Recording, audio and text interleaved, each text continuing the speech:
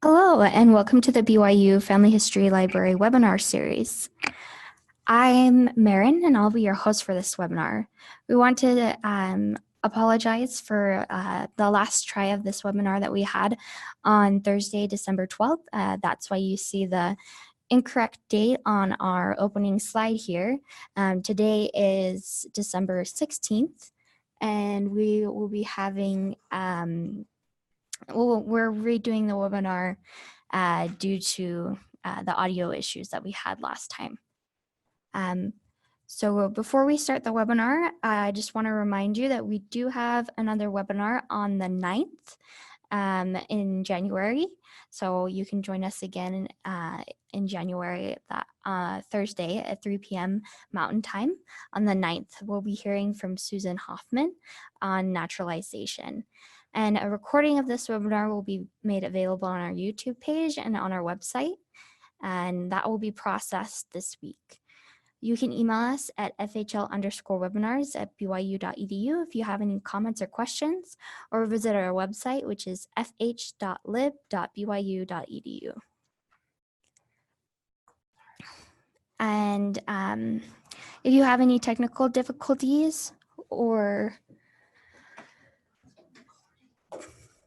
you're welcome to use the chat box and I can address your concerns. If you have any audio issues or anything like that, you're welcome to use the chat box, and I can let Kathryn know, or we can adjust microphones or anything like that.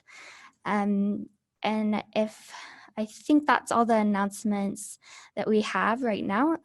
Just a heads up, we will be doing webinars at a different time next year.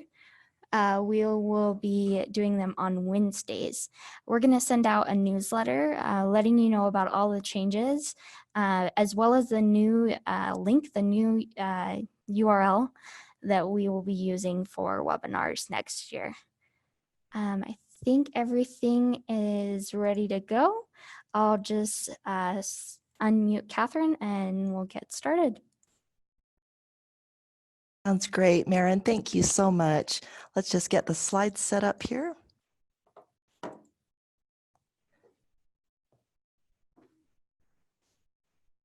Whoops. There we go. Okay, everybody, I think we're ready to go now. Thank you so much for joining us today for this webinar. I had an interesting experience just a few days ago that underscored the importance of memories. So I was looking online at my grandmother's page and I noticed a bunch of new photographs that my aunt had added to the page, and I had no idea that these photographs even existed.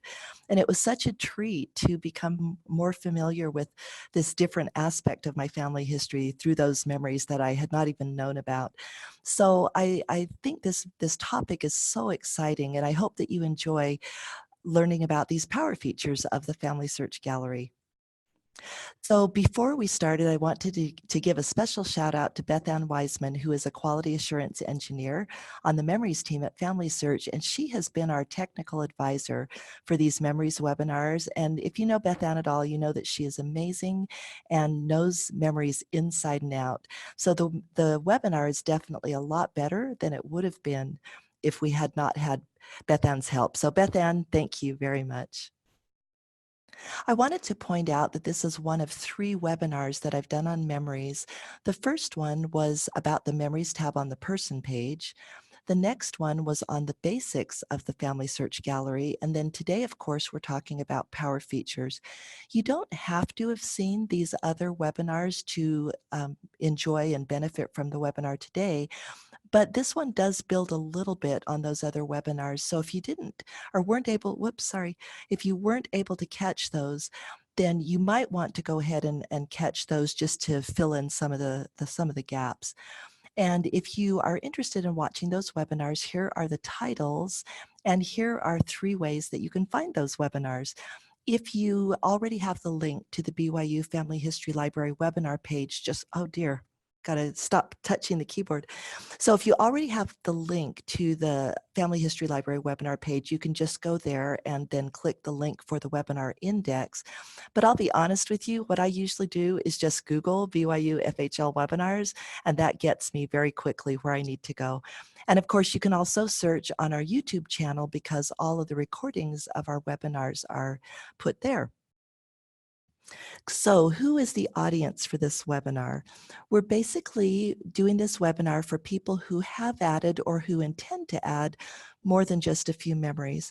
So if you're the person who is maybe just going to add, 2 memories about your great aunt or something like that, the power features may not be as relevant to you.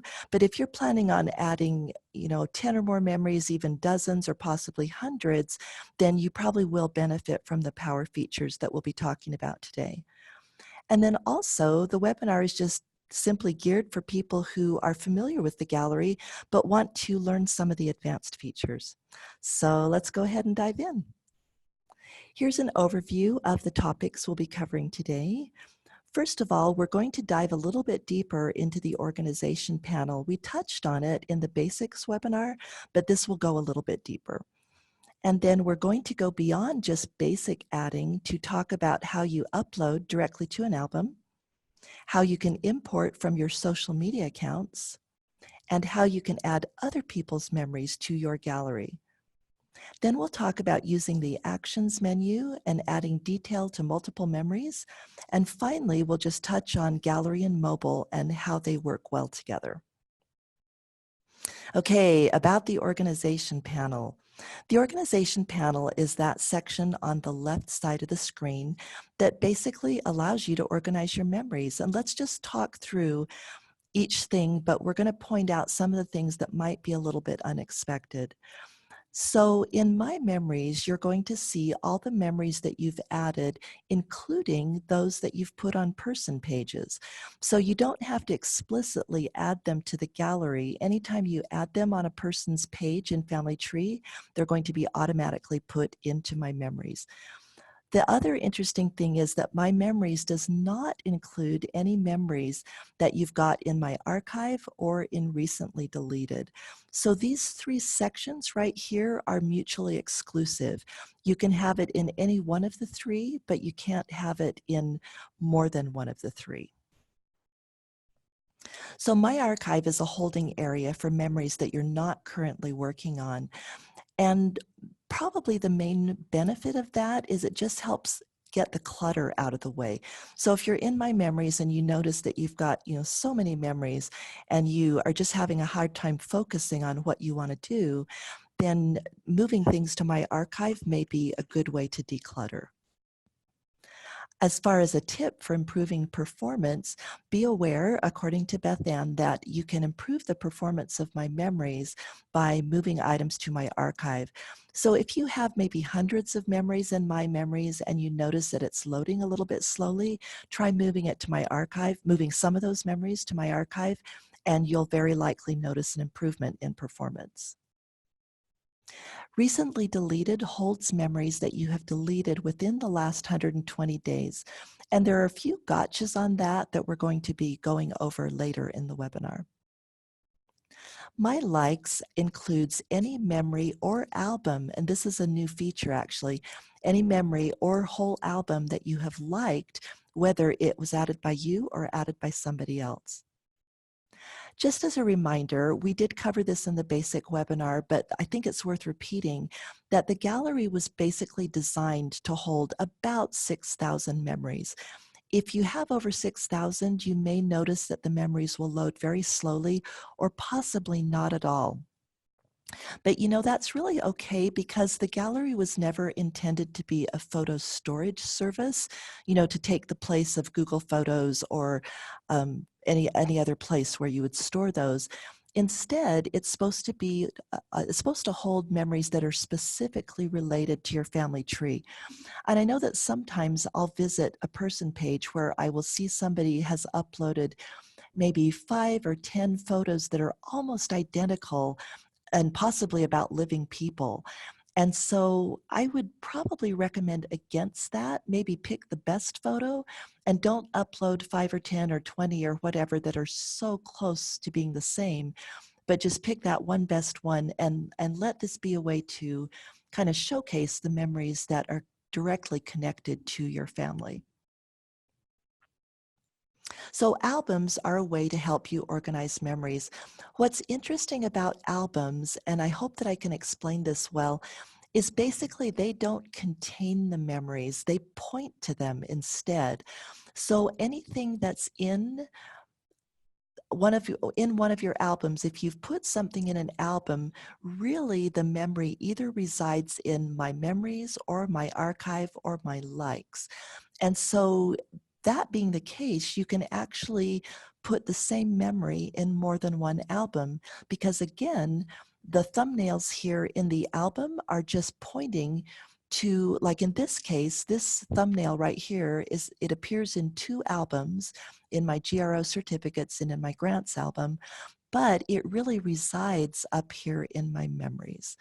So, and that will affect some of the features that are available in albums, and we'll talk about that coming up in the webinar. So the options for albums only appear after you've created and opened an album. So probably most of you have created a new album, and you know that if you click New Album, you'll just get a little box where you can specify a title, and that's really it. But once you open that newly created album, then you've got these options up here. You can add a description, and you can also, I'm just going to touch on the 2 that I use the most. You can also reorder the memories, which is a cool feature. If you click reorder, you can just drag and drop them into any order that you want. Right now, they don't have an option to sort by date or by name or anything in this particular part of the gallery. You just would drag them into the order that you prefer.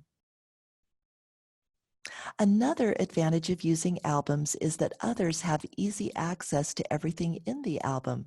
So here's an example. My aunt has created this album right here, Olympia, Washington. And when I click, or excuse me, I'm on the detail page of this particular memory, which you can get to either from the gallery or from the memories tab of the person page. Once I'm in the details page, I can see all albums that this memory appears in. And when I click the name of that album, then it's going to take me to the album. I did want to express one caveat about albums. And again, this is thanks to Beth Ann. Currently, albums will only show 1,000 memories, even if you have more memories in there. So if you've added, say, 1,010, and you notice that you're maybe not seeing some of the memories that you've added, oops, I did it again. I keep hitting the page down key. So if you aren't seeing all the memories that you've added to one of your albums, if it's over 1,000, then what you probably want to do is move some of those memories to My Archive. And then that would free up the, you'd be under the 1,000 limit and you'd be able to see all of them. Okay, so let me go back there. Sorry, you guys. Okay, let's talk about how you can upload memories directly to an album. And it's actually pretty simple. There's just one little trick that you need to be aware of in the beginning. And that is that you need to select the album first. As long as you selected the album first, then as soon as you click the green plus icon, you will be taken to the normal screen, but automatically anything that you choose to upload there will appear in that album. Another advantage to that is you can see another advantage by considering the other way of doing it, which would be to upload it first to my memories and then add it to an album.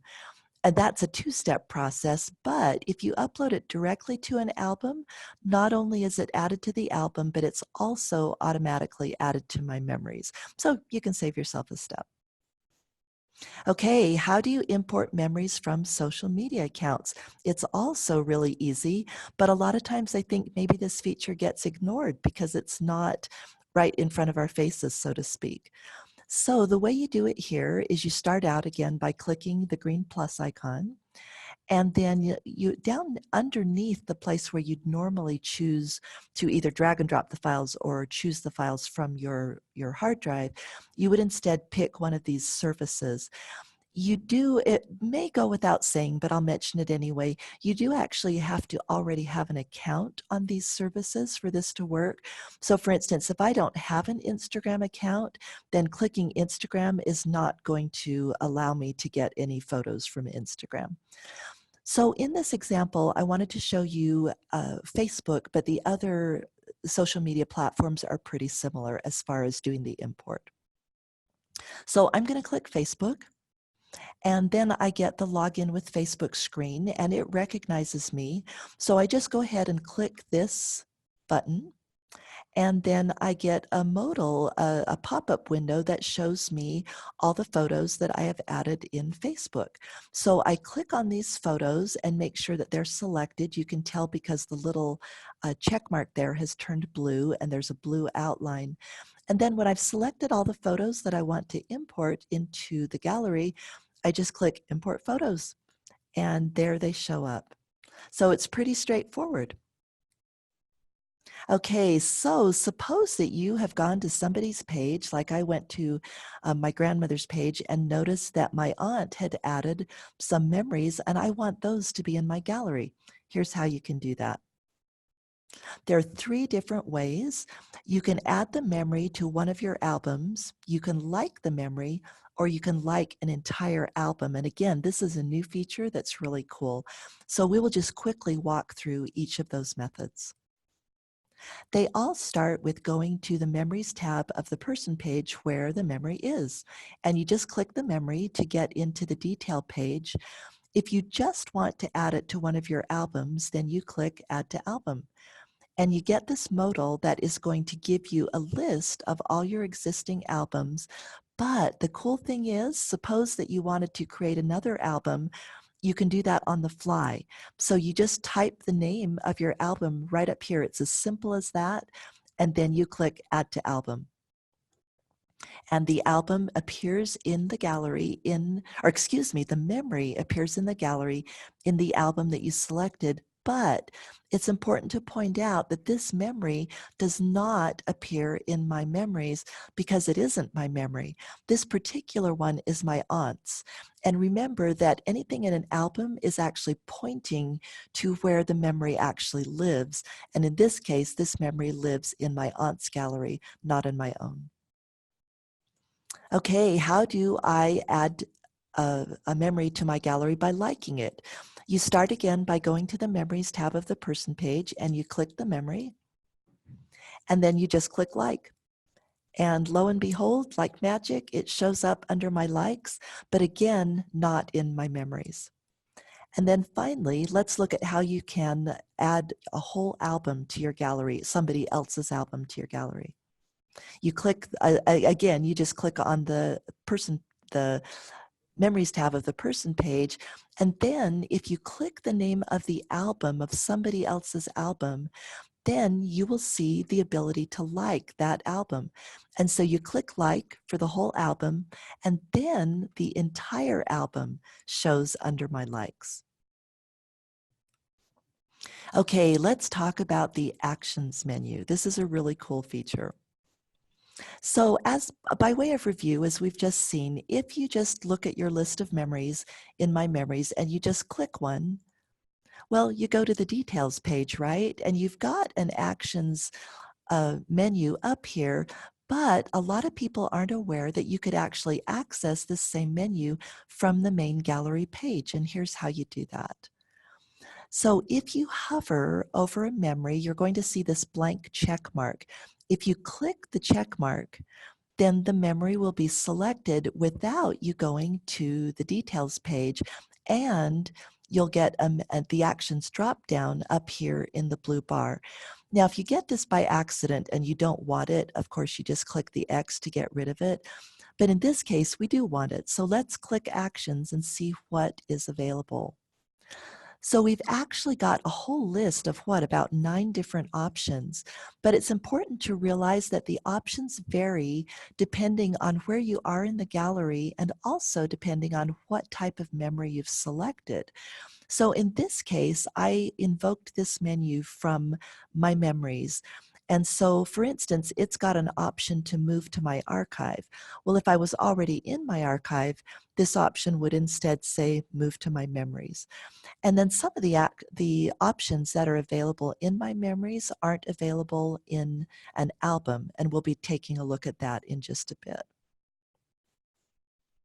So that was how you can act on a single memory. You notice in this past little demonstration, we've just selected one memory, and these are all the options that came up. But if you want to act on more than one memory at a time, notice that after you click the first one so that it's selected, after you click the first check mark, all these other memories get little light check marks on them, little blank check marks. And so you can click those check marks and select multiple memories, and then you can click the actions drop down. Notice that you get a lot fewer options in an album. Again, that's because these are pointers back to where the memory actually is. So you can move to my archive, you can add to an album, but you can't actually, like rotate was one that goes away. I think I misspoke there. So we're still in my memories, but just there's fewer options in my memories once you've selected multiple memories than there are if you had only selected one. So we can move to the archive, add to an album, and we are actually able to delete memories. And because that is a little bit tricky, I wanted to go into some detail about this because there's some gotchas that you want to be aware of that if you're not aware of it, it could cause you to lose information that you weren't expecting to lose. So when you click delete, then you are going to see this little pop-up. And interestingly enough, it gives you 2 options, not just one. It gives you the option to delete, which is what we'd expect, but it also gives you the option to move to my archive. So when you click delete, of course, it goes into recently deleted and it no longer appears any place else. If you click my archive, it's going to go into my archive. And there are probably a lot of cases where you might rather do that. If you were just trying to delete the memories to declutter the gallery, a better choice probably is to go to my archive. Let's look at why. So, actually, before we do that though, let's talk a little bit about what happens when you delete a memory. Once you have deleted a memory, and it goes into the recently deleted collection, before 120 days, you can restore it. After 120 days, you can't. And I asked if there was a way, I asked Beth Ann if you got notified or anything, you know, if something was very close to being deleted, did you get an email or was there a pop-up message? And there isn't, but you notice over here on this thumbnail of a memory, you get a countdown. And so if you have any question in your mind that you might not really want to delete the memory, maybe you want to put a notice on your Google Calendar or something to alert you to review those memories before they're permanently deleted. Because after that 120 days, there's no way to undelete. You can re-upload the memory, but you can't undelete it once it's been permanently deleted. Now, suppose on the opposite extreme that you you delete some memories, they're showing in recently deleted, and you absolutely know that you never ever want those memories back. You just want to get rid of them, declutter, recently deleted, and just have them gone forever. Well, you can permanently delete them by clicking that little check mark on one or more memories. So you select them, and then the actions menu will show up and you just choose actions and then delete permanently. Once again, this action cannot be undone. Okay, now let's get into the warnings. So when you delete a memory, the memory is removed from anywhere it appeared in your gallery or somebody else's. So if somebody else had added your memory to a gallery or liked it and you delete it from your gallery, it disappears out of theirs. Tags are permanently deleted. So if you had tagged a memory to someone in Family Tree and you put it in, or you delete it and it goes to recently deleted, the tag is gone. And even if you restore the memory, the tag does not come back. The same thing is true of the dates, the places, the descriptions, and so forth. They're just permanently gone as soon as you hit delete, even though you can restore a memory from recently deleted. When you restore that memory, it does not restore anything but the memory itself. A warning about audio attached to an image. You may have tried using this cool little feature that is below any photo. It will usually show a little microphone, and if you click the microphone, you can actually, on the fly, record something about this memory. And then it shows up down here beneath the memory, but the audio file doesn't show up anyplace else. So if you have a picture like this and it's got audio attached and then you delete the picture, you delete the image, then the image and the audio file go to recently deleted. And this is the only time that that audio file will become visible. Until you've deleted it, that audio file is there in the background, but it doesn't show up anyplace in the gallery. Even if you restore the file, you cannot reattach the audio file to the image. So you do want to think twice about deleting a photo that has audio attached, and just be aware that yes, the gallery will save that audio out to a file for you so you can have that file, but you cannot reattach that audio to an image. The only way to restore that audio, so to speak, is to re-record it. Okay, here's a slightly different scenario. Once again, we're talking about audio attached to an image, but if I just delete the audio using this little delete button down here, then again, the audio file, which previously was not visible, now appears in the recently deleted collection. So at least you have a copy, but you cannot reattach that audio to the image. The only way to get that audio back associated with this image is to re-record it. Okay, a warning about images attached to stories. This is an example here. This is an image in my gallery, and I've attached it to this story about my great-grandmother. Had to think there for a minute. No, it's my great-great, right? If it's my mother's grandmother, it'd be my great-great. So I've attached this photo, but suppose that I go and delete this photo. Well, if you delete a photo from my memories and you had attached it to a story, it's just going to disappear from the story. If you restore the image, it will not be automatically reattached to the story, but you can reattach it manually. Notice that when you are in an album, there is no delete option. And this is what I got kind of mixed up on that other slide earlier. I started to talk about this and I was on the wrong slide. But notice that if you are in an album, so here I'm in the Grants album, and then I select multiple memories, there is no delete option. And again, that is because these are just pointers. So these point to memories that are actually stored in my memories or my archive. And if I want to delete them, I need to go to those places to delete them. I can't delete them from an album. I can remove them from an album, but I can't actually delete the memory if I'm looking at it inside an album. I hope that makes sense, you guys. And if it doesn't, please ask a question. And like Maren said, we'll address the questions at the end of the webinar. Okay, so suppose that you have deleted a memory and you realize you made a huge mistake and you want to bring it back.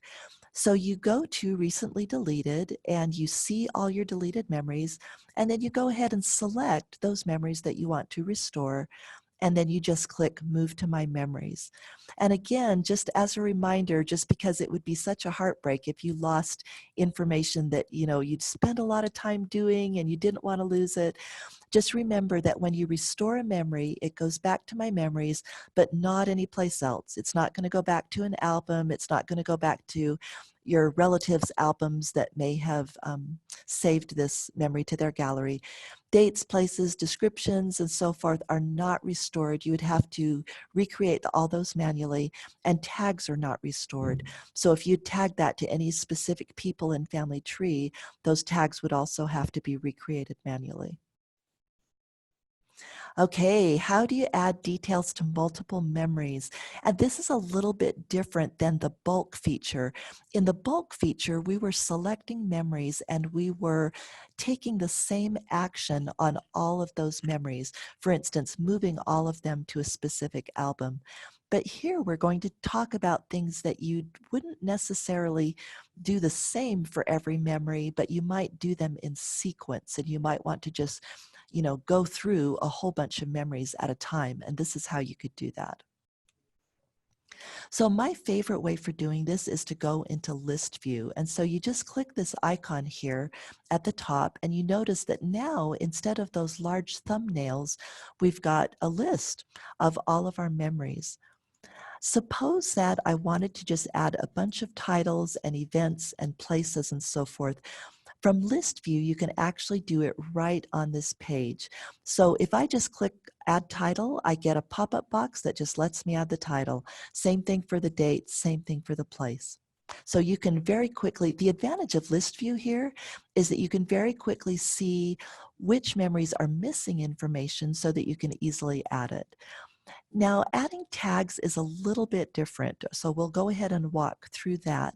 You can't add a tag on this particular page, on the list view. I think it's probably because it's a bit more complicated than just putting in a title or putting in a date. So if you want to, two advantages of tags though that I wanted to mention. A tag associates a memory with a person in Family Tree. And so when you do that, adding the tag causes the memory to show up on the Memories tab of that person's page. And you don't have to go to the page separately to add that memory there. So let's walk through how to add tags. So for this example, I have clicked Add Tag, and it has taken me to the detail page. Now for image files, you notice this is a PNG, and for, I think, what are there, GIF files and JPEGs and TIFF files as well are the allowed memory files, file types. And so if you're working in an image file, then you just click the image. Right here, I've clicked right on top of Dorothy's name, and you see that it brings up a pop-up box that lets me specify who is in this memory. For PDFs, it's actually different. On PDFs, you can't click on the picture of the PDF. Instead, you have to click up here if you want to tag a PDF. So it functions basically the same way. The difference is just that you can't actually click right on the image of the PDF to indicate like that the tag applies to a certain name on the PDF. So here's the part that is super tricky, I thought, and thank you to Beth Ann for explaining this, because I would not have known this if she had not explained this information. So if you start typing somebody's name in this little box here, you get a bunch of matches, but here is where those matches come from, or what those matches are. Number one, it's what's called the scope of interest for your gallery, which means it's 4 generations back from you, 1 generation down from you, and all these people's spouses. And you might say, gosh, that sounds pretty limiting. What if I wanted to go beyond that? But think about it. If every time you clicked in here, the gallery had to search all of the 1.3 billion names in Family Tree, that would really be a hit for the performance. So they limit it to the people that you're most likely to want to attach this memory to.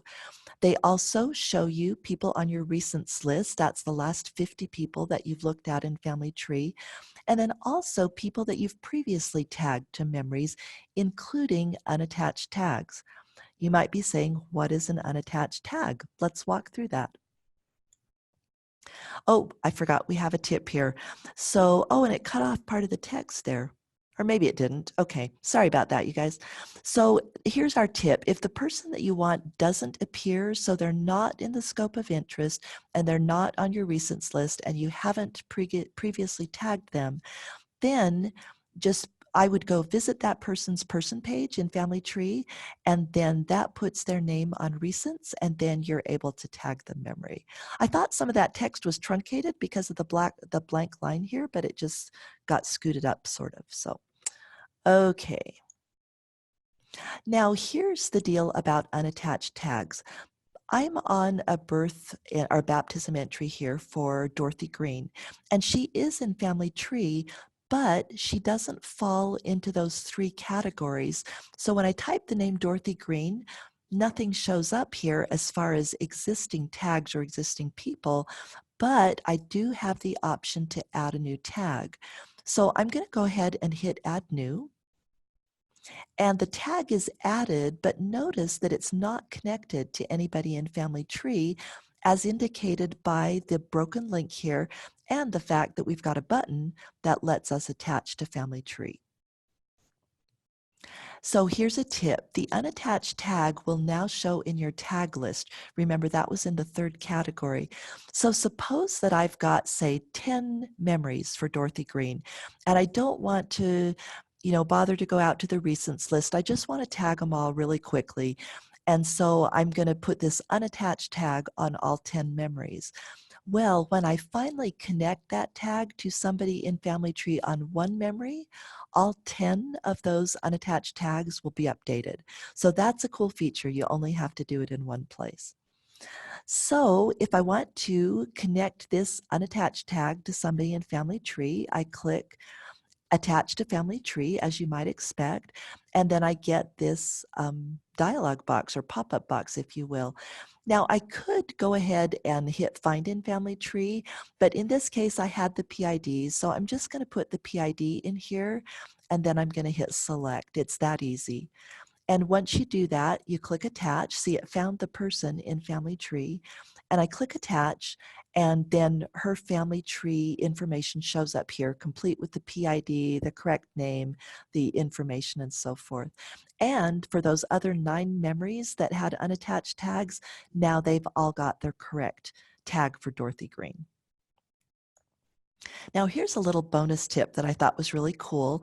Suppose that you've done a bunch of unattached tags, but then you want to see all of them. Maybe you don't remember for sure where all the unattached tags are. You actually do this outside the gallery. You notice that instead of being in the gallery section, we've gone to the people section. And I've selected Not Attached to Family Tree from the drop-down menu. Now, in this case, I've only got one that's unattached, so maybe this isn't, the best illustration of doing this since I've just got one. But suppose that you had dozens or maybe even 100, then this could be really useful to see where they're unattached, and you could go ahead and get those attached. And then they would show up on the person page. So we are to our final section here, gallery and mobile, and I wanted to point out why they are a great team together.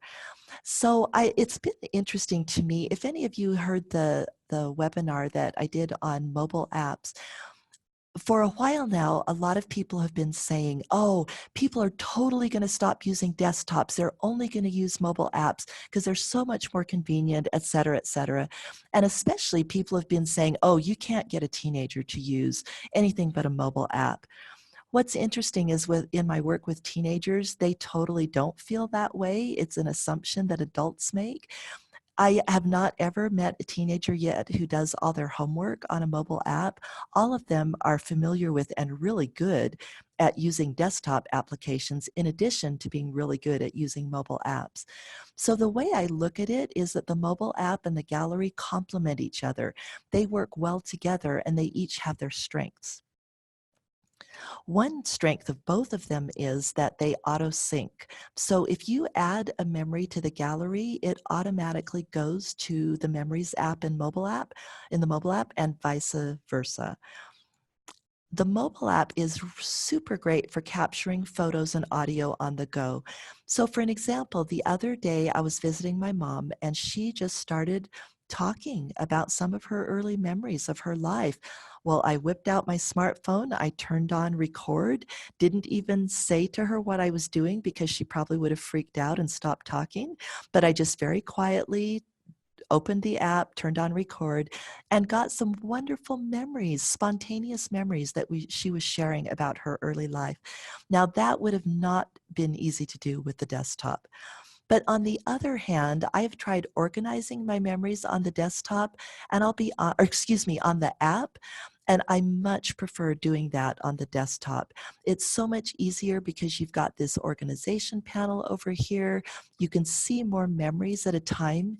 You notice here, of course, on a smartphone, you've got a small screen. So you're not going to be able to see a lot of things. But if you've got a large monitor, you can literally see dozens of memories at the same time. And it just makes it a lot easier to add details and to organize those memories. So I don't recommend one over the other. I just say use the mobile app for what it's good for and use the desktop gallery for what it's good for too. And that brings us to the end of our webinar. Let's just quickly review what we talked about. We covered the organization panel and talked about some of the maybe lesser known features there. We went beyond basic adding to upload directly to an album, to import from a social media account, and to add somebody else's memories. We talked about the actions menu and the many things you can do with that. We talked about adding details to multiple memories, such as titles and dates and so forth. We talked about how gallery and mobile make a great team together. So everybody, thank you so much for coming to this webinar today. And Marin, do we have any questions? It doesn't look like we have any in the chat box, but if you have any questions, you're welcome to type those in there, and Kathryn will answer them.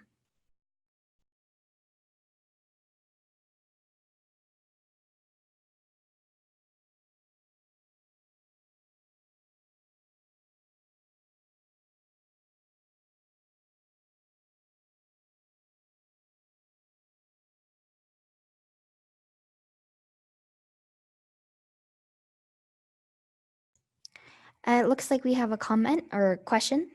What happens to memories when there is a merge?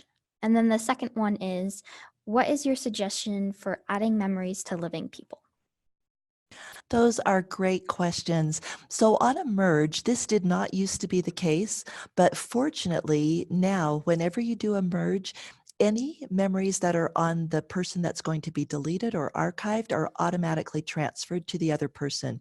You actually don't have to do anything for that. Just know that the memories are always going to be transferred to the survivor. Oh, and there's a good question. What about adding memories to living people?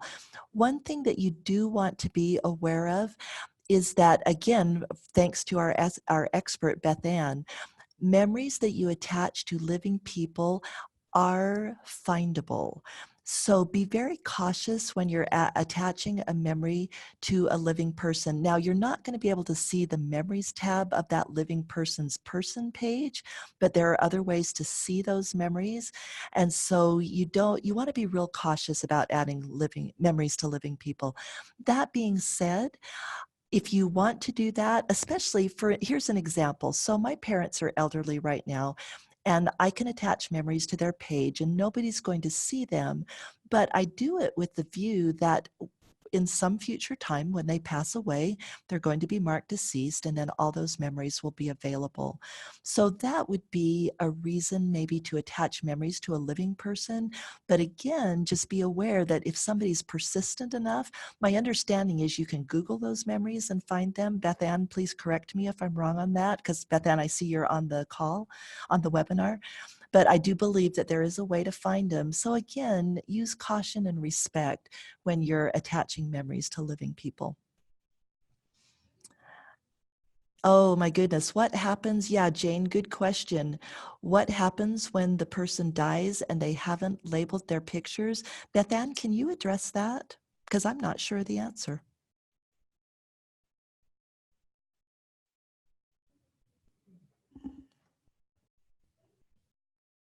Oh, and Beth Ann did respond on the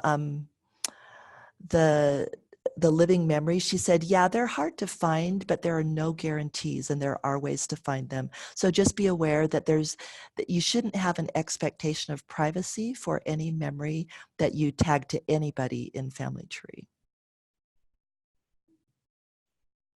So it looks like Beth Ann is saying, she's chatting on a private chat here, that it looks like eventually you will probably be able to add those titles, but right now only the owner can edit those titles. So if the person passes away, it sounds like right now there's no option to edit those memories, but there will be an option in the future. Thank you, Beth Ann. Any other questions?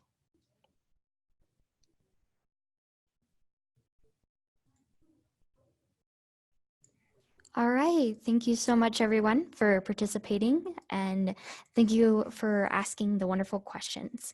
Oh, it looks like we have one more. Kobe asked, can someone remove the memories that I put up?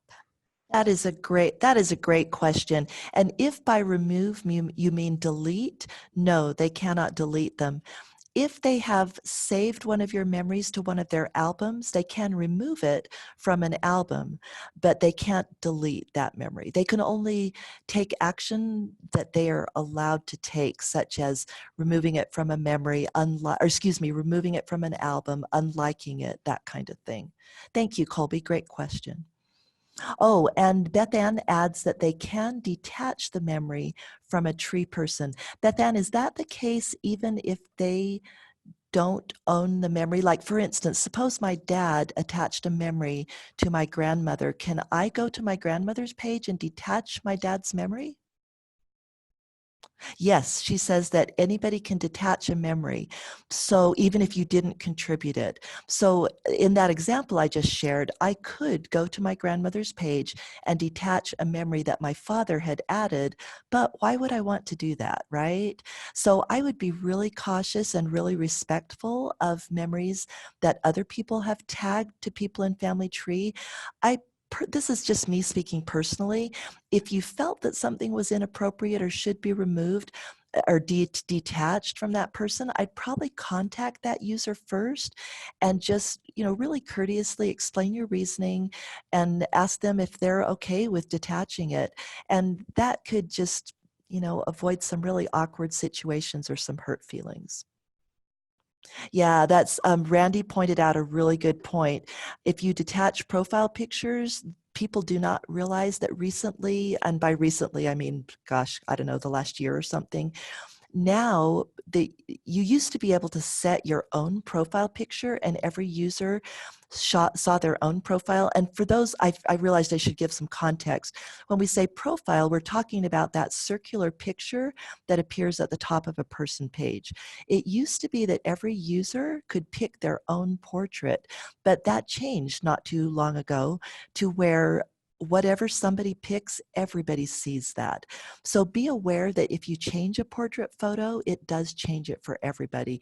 And again, the rule we want to follow there is pick a photo that's going to honor that person. Don't pick something that's embarrassing or, particularly poor quality or something. Let it be something that puts that person in a good light. Anything else? Those are really good questions and comments, everybody. Thank you.